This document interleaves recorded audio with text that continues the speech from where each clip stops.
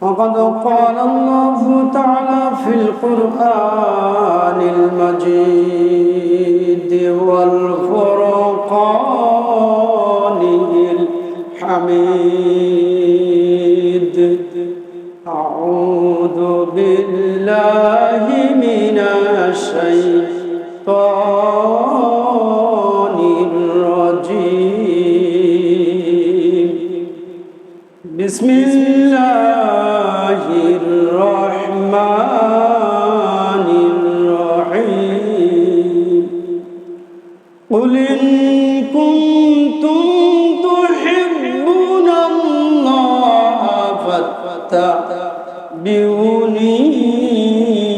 يحببكم الله فيغفر لكم ذنوبكم والله غفور رحيم.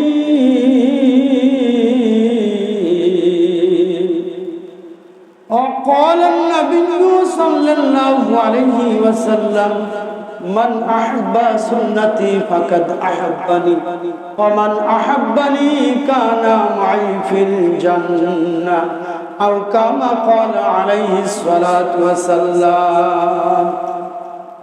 আমরা সবাই আল্লাহ পাক রব্বুল আলামিনের দরবারে শুকরিয়া আদায় করে নেই। সবাই বলি আলহামদুলিল্লাহ।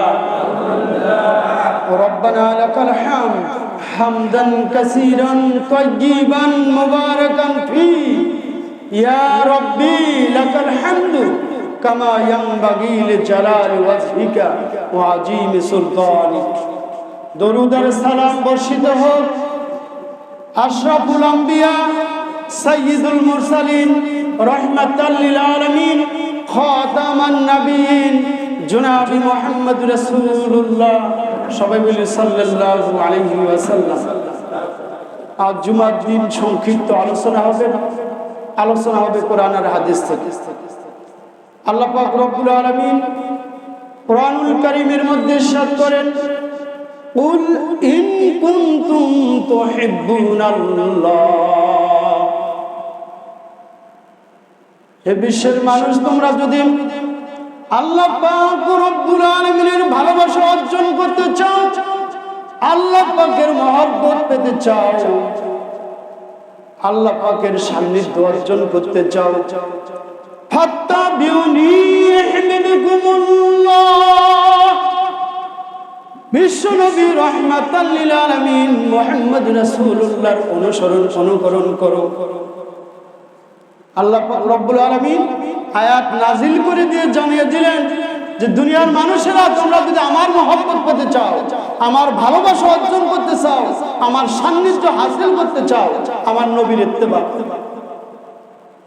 আল্লাহ রাসূল মুহাম্মদ রাসূলুল্লাহ সাল্লাল্লাহু আলাইহি ওয়াসাল্লামের যদি কোনো ব্যক্তি অনুসরণ করে, অনুকরণ করে, পদঙ্করণ করে, আল্লাহ পাক রব্বুল আলামিন সাথে সাথে জানিয়ে দিলেন ফায়াগফির লাকুম যুনুবাকুম, আমি তাদেরকে ক্ষমা করে দিব।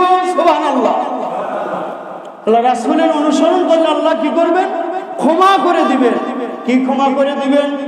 আল্লাহ পাক রব্বুল আলামিন বলেন যুনুবাকুম, তোমাদের জীবনের সমস্ত পাপ রাশিগুলোকে আমি মাফ করে দিব। আল্লাহু গফুরুর রহিম। আর আল্লাহ পাক রব্বুল আলামিন বলেন ক্ষমাশীল আর দয়ালু। ক্ষমা পেতে হলে আল্লাহর ভালোবাসা, আল্লাহর মহব্বত যদি আমরা পেতে চাই, মাধ্যম হলো আল্লাহ রাসূলের অনুসরণ। আল্লাহ রাসূলের অনুকরণ করলেই আমাদের ক্ষমা মিলবে। আজকে আমরা আল্লাহ রাসূলের আদর্শকে ছেড়ে দিয়েছি, মুহাম্মদ রাসূলের আদর্শকে বর্জন করেছি, ইসলামকে ছেড়ে বসেছি। তাই আজকে আমাদের উপর নির্যাতন শুরু হয়ে গেছে, আমাদের উপর বিভিন্ন বালা মুসিবত এসে গিয়েছে। আজকে যদি আমরা আল্লাহ রাসূলের আদর্শবান হতাম, ইসলাম শব্দের অর্থই হলো শান্তি, আর মুসলমান শব্দের অর্থ হলো আত্মসমর্পণকারী। যে ব্যক্তি আত্মসমর্পণ করতে পেরেছে সেই ব্যক্তি হলো মুসলমান, আর যে আত্মসমর্পণ করতে পারে নাই সে মুসলমান হতে পারে না। আত্মসমর্পণ করতে হবে। আল্লাহ পাক রব্বুল আলামিনের নাজিলকৃত সমস্ত আয়াতের উপর আত্মসমর্পণ করতে হবে। সেই আয়াতগুলো যদি আমার বাবার বিপক্ষেও চলে যায়, আমার বিশ্বাসের বিপক্ষেও চলে যায়, আমার জীবন আর মরণের বিপক্ষেও যদি চলে যায়, তথাপি আল্লাহ পাক রব্বুল আলামিনের পক্ষ থেকে নাজিলকৃত কোরআনুল কারীমকে অনুসরণ আর অনুকরণ যদি করতে পারি, তাহলে আল্লাহ পাক রব্বুল আলামিন জানিয়ে দিলেন ইয়াগফির লাকুম, তোমাদেরকে ক্ষমা করে দেওয়া হবে, যুনুবাকুম, তোমাদের জীবনের সমস্ত পাপ রাশিগুলোকে। সুবহানাল্লাহ।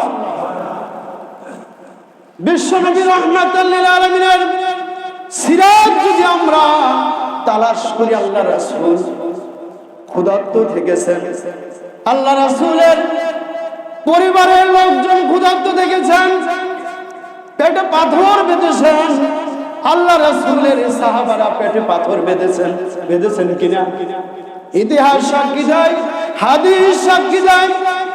একটা, দুইটা, তিনটা, চারটা, পাঁচটা পর্যন্ত পেটে পাথর বেঁধেছেন। তথাপি দুনিয়ার কোন মানুষের নিকট হাত পাতেননি, দুনিয়ার কোন মানুষের নিকট থেকে সুদের উপর টাকা গ্রহণ করেননি, সুদের উপর টাকা নেননি। নিয়েছেন? অনাহারে থাকতে রাজি, তথাপিও মানুষের নিকট হাত পাতেন নাই।